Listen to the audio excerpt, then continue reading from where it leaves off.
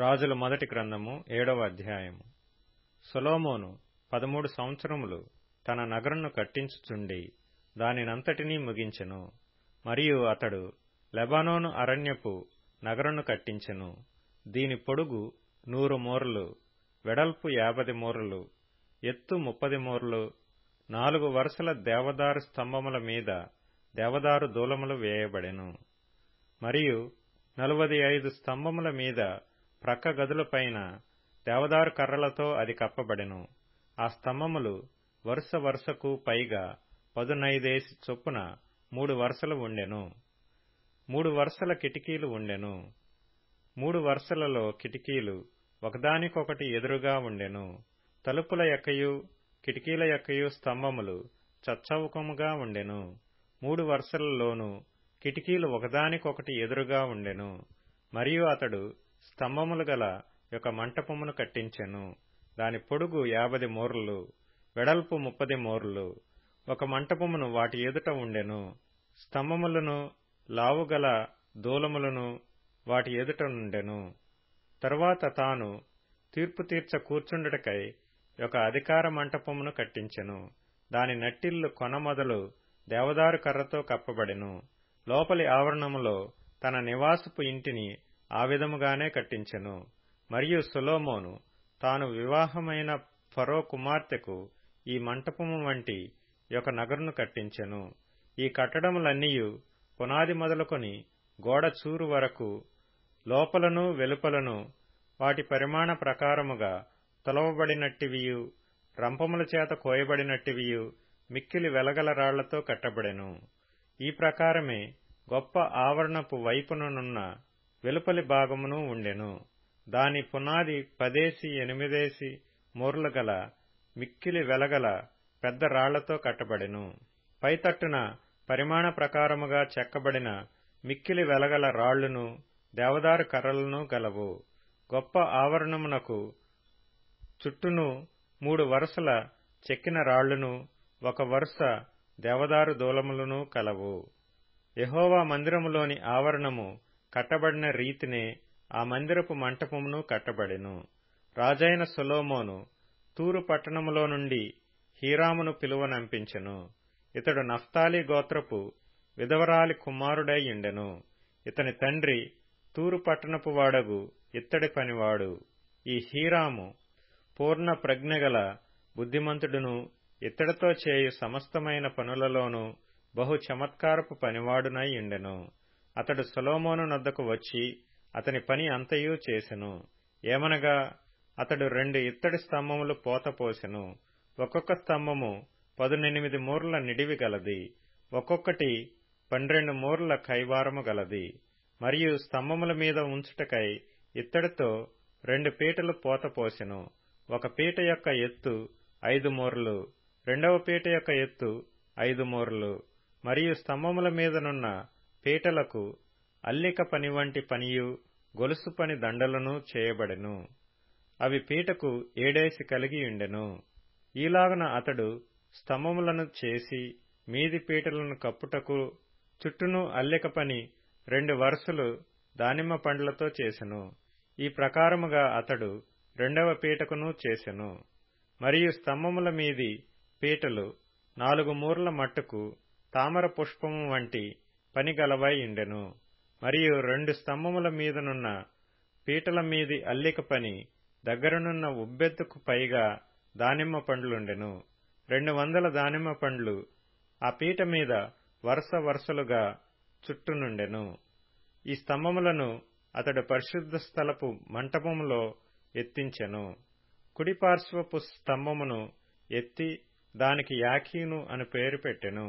ఎడమ పార్శ్వపు స్తంభమును ఎత్తి దానికి బోయజు అని పేరు పెట్టెను. ఈ స్తంభముల మీద తామర పుష్పముల వంటి పని ఉండెను. ఈలాగున స్తంభముల యొక్క పని సమాప్తమాయెను. మరియు అతడు పోత పనితో ఒక సముద్రమును చేసెను. అది ఈ తట్టు పై అంచు మొదలుకొని ఆ తట్టు పై అంచు వరకు 10 మూరలు. అది 5 మూరల ఎత్తుగలదై గుండ్రముగా ఉండెను. దాని కైవారము 30 మూరలు. దాని పై అంచునకు క్రింద చుట్టూను గుబ్బలుండెను. మూరకు 10 గుబ్బల చొప్పున ఆ గుబ్బలు సముద్రము చుట్టూను ఆవరించియుండెను. అది పోతపోయబడినప్పుడు ఆ గుబ్బలు 2 వరుసలుగా పోతపోయబడెను. అది 12 ఎడ్ల మీద నిలువబడి ఉండెను. వీటిలో 3 ఉత్తర దిక్కును, 3 పడమర దిక్కును, 3 దక్షిణ దిక్కును, 3 తూర్పు దిక్కును చూచుచుండెను. వీటి మీద ఆ సముద్రము ఎత్తబడి ఉండెను. వాటి వెనుకటి భాగములన్నీయు లోపలి తట్టు త్రిప్పబడి ఉండెను. అది బెత్తెడు దళసరి గలదై ఉండెను. దాని పై అంచు పాత్రకు పై అంచు వలె తామర పుష్పముల వంటి పని కలిగి ఉండెను. అది 9 గరిసెల పట్టును. మరియు అతడు 10 ఇత్తడి స్తంభములు చేసెను. ఒక్కొక్క స్తంభము 4 మూరల పొడుగు, 4 మూరల వెడల్పు, 3 మూరల ఎత్తు కలిగి ఉండెను. ఈ స్తంభముల పని రీతి ఏదనగా వాటికి ప్రక్క పలకలు కలవు. ఆ ప్రక్క పలకలు జవల మధ్య ఉండెను. జవల మధ్యనున్న ప్రక్క పలకల మీద సింహములను, ఎడ్లును, కెరూబులను ఉండెను. మరియు జవల మీద అలాగుండెను. సింహముల క్రిందను, ఎడ్ల క్రిందను వ్రేలాడు దండల వంటి పని కలిగి ఉండెను. మరియు ప్రతి స్తంభమునకు 4 ఇత్తడి చక్రములు, ఇత్తడి ఇరుసులను కలిగి ఉండెను. దాని 4 మూలలను దిమ్మలు కలవు. ఈ దిమ్మలు తొట్టి క్రింద అతికిన ప్రతి స్థలము దగ్గర పోతపోయబడెను. మరియు దాని మూతి పై పీట యందును మీదను మూరెడు నిడివి. అయితే మూతి క్రింద స్తంభము పని చొప్పున గుండ్రముగా ఉండి మూరన్నర నిడివి. మరియు ఆ మూతి మీద ప్రక్కలు గల చెక్కిన పనులు గలవు. ఇవి గుండ్రనివి కాక చచ్చవుకముగా ఉండెను. మరియు ప్రక్క పలకల క్రింద 4 చక్రములు కలవు. చక్రముల ఇరుసులు స్తంభములతో అతకబడి ఉండెను. ఒక్కొక్క చక్రము మూరెడున్నర నిడివి గలదై ఉండెను. ఈ చక్రముల పని రథ చక్రముల పని వలె ఉండెను. వాటి ఇరుసులను, అడ్డలను, పూటీలను, ఆకులను పోత పనివై ఉండెను. ఒక్కొక్క స్తంభపు 4 మూలలను 4 దిమ్మలు కలవు. ఈ దిమ్మలను స్తంభమును ఏకాండముగా ఉండెను. మరియు స్తంభమును పైని చుట్టూను జేనెడు ఎత్తుగల గుండ్రని బొద్దు కలిగి ఉండెను. మరియు స్తంభమును పైనున్న జవలును, ప్రక్క పలకలను దానితో ఏకాండముగా ఉండెను. దాని జవల పలకల మీదను, దాని ప్రక్క పలకల మీదను అతడు కెరూబులను, సింహములను, తమాల వృక్షములను ఒక్కొక్క దాని చోటును బట్టి చుట్టూను దండలతో వాటిని చెక్కెను. ఈ ప్రకారము అతడు 10 స్తంభములను చేసెను. అన్నిటి పోతయను, పరిమాణమును, రూపమును ఏకరీతిగా ఉండెను. తరువాత అతడు 10 ఇత్తడి తొట్లను చేసెను. ప్రతి తొట్టి 720 తూములు పట్టున్నది. ఒక్కొక్క తొట్టి 4 మూరలు. ఒక్కొక్క స్తంభము మీద ఒక్కొక్క తొట్టి పెట్టబడెను. మందిరపు కుడి పార్శ్వమున 5 స్తంభములను, మందిరము యొక్క ఎడమ పార్శ్వమున 5 మట్లను అతడు ఉంచెను. సముద్రమును దక్షిణమునకు ఎదురుగా తూర్పు తట్టున మందిరము యొక్క కుడిపార్శ్వమున ఉంచెను. మరియు హీరాము తొట్లను, చేటలను, గిన్నెలను చేసెను. ఈ ప్రకారము హీరాము రాజైన సొలొమోను ఆజ్ఞను బట్టి యెహోవా మందిరపు పని అంతయు ముగించెను. 2 స్తంభములను, ఆ 2 స్తంభముల మీదనున్న పైపీటల పళ్ళెములను, ఆ స్తంభములను పైపీటల పళ్ళెములను కప్పిన 2 అల్లికలను, ఆ స్తంభముల మీదనున్న పైపీటల 2 పళ్ళెములను కప్పిన అల్లిక యొక్కటింటికి 2 వరుసల చొప్పున 2 అల్లికలకును 400 దానిమ్మ పండ్లను, 10 స్తంభములను, స్తంభముల మీద 10 తొట్లను, ఒక సముద్రమును, సముద్రము క్రింద 12 ఎడ్లను, బిందెలను, చేటలను, గిన్నెలను, వీటినన్నిటినీ రాజైన సొలొమోను ఆజ్ఞను బట్టి హీరాము యెహోవా మందిరమునకు చేసెను. ఈ వస్తువులన్నీయు మెరుగుపెట్టిన ఇత్తడివై ఉండెను. యొర్దాను మైదానమందు సుక్కోతునకును సారెతానునకును మధ్య జిగట భూమియందు రాజు వాటిని పోతపోయించెను. అయితే ఈ ఉపకరణములు అతి విస్తారములైనందున సొలొమోను ఎత్తు చూచుట మానివేసెను. ఇత్తడి యొక్క ఎత్తు ఎంతైనది తెలియబడకపోయెను. మరియు సొలొమోను యెహోవా మందిర సంబంధమైన తక్కిన ఉపకరణములన్నిటినీ చేయించెను. అనగా బంగారపు బలిపీఠమును, సముఖపు రొట్టెలనుంచు బంగారపు బల్లలను, గర్భాలయము ముందర కుడిపార్శ్వమున 5, ఎడమ పార్శ్వమున 5, 10 బంగారపు దీపస్తంభములను, బంగారపు పుష్పములను, ప్రమిదలను, కారులను, మేలిమి బంగారపు పాత్రలను, కత్తెరలను, గిన్నెలను, ధూప కలశములను, అంతర్మందిరమును, అతి పరిశుద్ధమైన స్థలము యొక్క తలుపులకును, మందిరమును ఆలయపు తలుపులకును కలిగిన బంగారపు బందులను వీటన్నిటినీ చేయించెను. ఈ ప్రకారము రాజైన సొలొమోను యెహోవా మందిరమునకు చేసిన పని అంతయు సమాప్తమాయెను.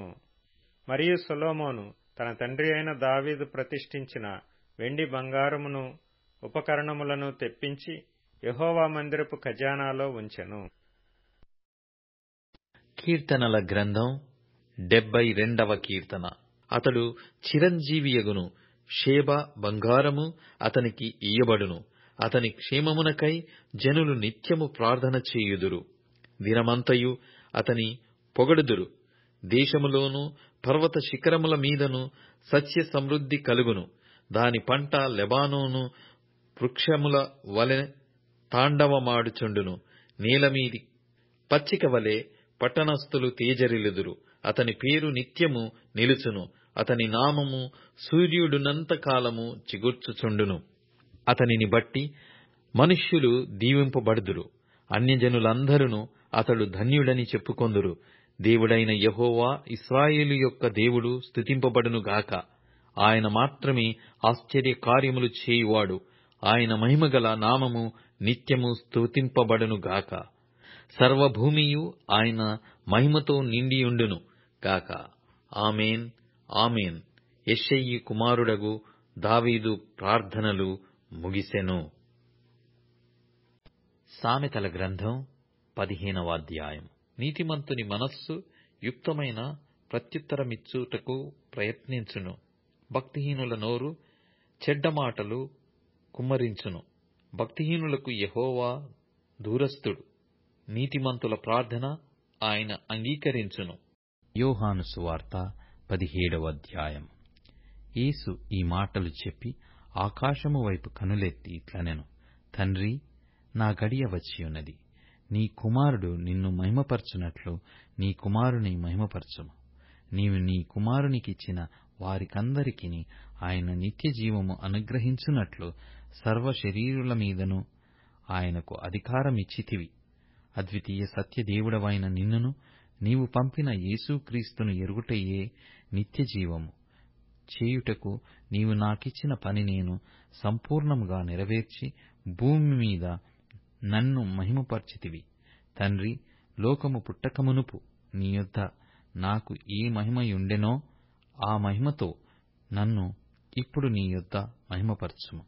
లోకము నుండి నీవు నాకు అనుగ్రహించిన మనుషులకు నీ నామమున ప్రత్యక్షపరిచితివి. వారు నీ వారయుండిరి. నీవు వారిని నాకనుగ్రహించితివి. వారు నీ వాక్యము గైకొనియున్నారు. నీవు నాకు అనుగ్రహించిన మాటలు నేను వారికిచ్చియున్నాను. వారు ఆ మాటలను అంగీకరించి నేను నీ యొద్ద నుండి బయలుదేరి వచ్చితినని నిజముగా ఎరిగి నీవు నన్ను పంపితివని నమ్మిరి గనుక నీవు నాకు అనుగ్రహించినవన్నీయు నీ వలననే కలిగినవని వారిప్పుడు ఎరిగియున్నారు. నేను వారి కొరకు ప్రార్థన చేయుచున్నాను, లోకము కొరకు ప్రార్థన చేయుటలేదు. నీవు నాకు అనుగ్రహించియున్నవారు నీ వారయున్నందున వారి కొరకే ప్రార్థన చేయుచున్నాను. నావన్నీయు నీవి, నీవియు నావి. వారియందు నేను మహిమపరచబడియున్నాను. నేనికను లోకములో ఉండను గాని వీరు లోకములో ఉన్నారు. నేను నీ యొద్దకు వచ్చుచున్నాను. పరిశుద్ధుడవైన తండ్రి, మనము ఏకమైయున్నలాగున వారును ఏకమైయుండునట్లు నీవు నాకు అనుగ్రహించిన నీ నామమందు వారిని కాపాడుము. నేను వారి యొద్ద ఉండగా నీవు నాకు అనుగ్రహించిన వారిని నీ నామమందు కాపాడితిని. నేను వారిని భద్రపరిచితిని గనక లేఖనము నెరవేరునట్లు నాశనపుత్రుడు తప్ప వారిలో మరి ఎవడునూ నశింపలేదు. ఇప్పుడు నేను నీ యొద్దకు వచ్చుచున్నాను. నా సంతోషము వారి యందు పరిపూర్ణమగునట్లు లోకమందు ఈ మాట చెప్పుచున్నాను, వారికి నీ వాక్యమిచ్చి ఉన్నాను. నేను లోక సంబంధిని కానట్టు వారును లోక సంబంధులు కారు గనక లోకము వారిని ద్వేషించునని, నీవు లోకములో నుండి వారిని తీసుకొని పొమ్మని నేను ప్రార్థించుటలేదు గాని దుష్టుని నుండి వారిని కాపాడుమని ప్రార్థించుచున్నాను. నేను లోక సంబంధిని కానట్టు వారును లోక సంబంధులు కారు. సత్యమందు వారిని ప్రతిష్ఠ చేయుము. నీ వాక్యమే సత్యము. నీవు నన్ను లోకమునకు పంపిన ప్రకారము నేనును వారిని లోకమునకు పంపితిని. వారును సత్యమందు ప్రతిష్ఠ చేయబడునట్లు వారి కొరకై నన్ను ప్రతిష్ఠ చేసి కొనుచున్నాను. మరియు నీవు నన్ను పంపితివని లోకము నమ్మునట్లు తండ్రి, నాయందు నీవును నీయందు నేనును ఉన్నలాగున వారును మనయందు ఏకమై ఉండవలెనని వారి కొరకు మాత్రము నేను ప్రార్థన చేయుటలేదు. వారి వాక్యము వలన నాయందు విశ్వాసముంచు వారందరూ ఏకమై ఉండవలెనని వారి కొరకును ప్రార్థించుచున్నాను.